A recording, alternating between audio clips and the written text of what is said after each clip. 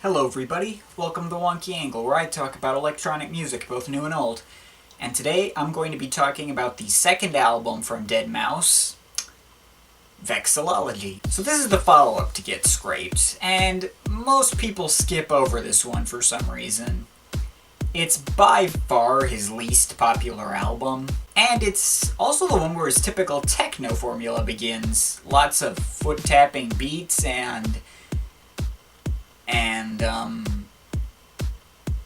Alright, I'm gonna have to be frank with you. If you couldn't already tell from the length of this video, there really isn't much to say about this album. It's his least popular for a reason, and that reason is that this album's kinda boring. By far his least interesting.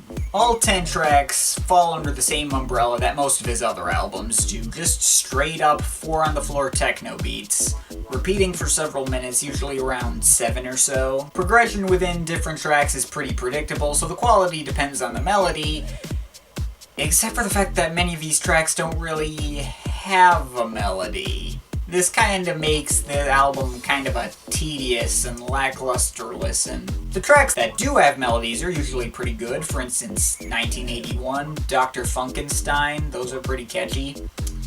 Lie and Apply Overnight are also pretty fun to listen to as well. There are two exceptions on the melody is good rule on this album though, and they're Fustercluck and Orca. Orca has a good melody, but I think stretches on for a bit too long for its own good.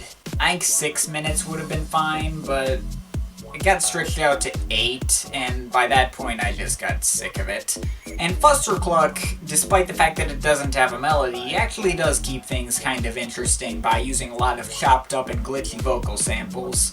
But everything else is dark, lacking in melody, and extremely bare bones sounding.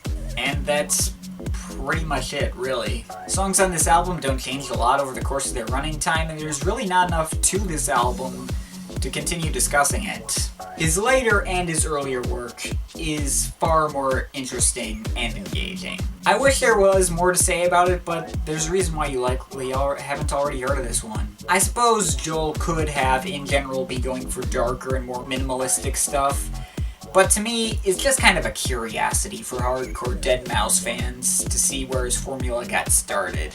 There were darker and more minimalistic stuff on his later albums, and I think he pulled them off in a much more memorable and engaging fashion. As it stands, there's not much outright bad on this album, but it does come off awfully boring. The thing is, I was struggling to figure out what didn't work about this album that worked on his subsequent projects.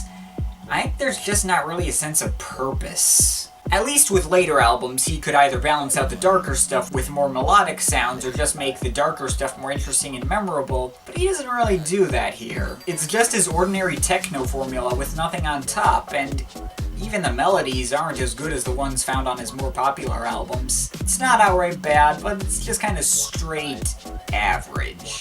If this sounds like something you like, then I suppose I'd recommend it, but if you're going into Deadmau5's work for the first time, this would be a pretty bad place to start. The albums of his that actually got popular were much better executed. This kind of feels like some kind of first baby step, some kind of demo or foundation for Joel to further build on in later albums. It's not very impressive, and unless you're a hardcore fan of his, then I just say, skip it. I think I'm overall feeling a 5.7 out of 10 on this. Favorite tracks: 1981, Dr. Funkenstein, Fustercluck, Lie, Apply Overnight, and least favorite track is probably Bounce.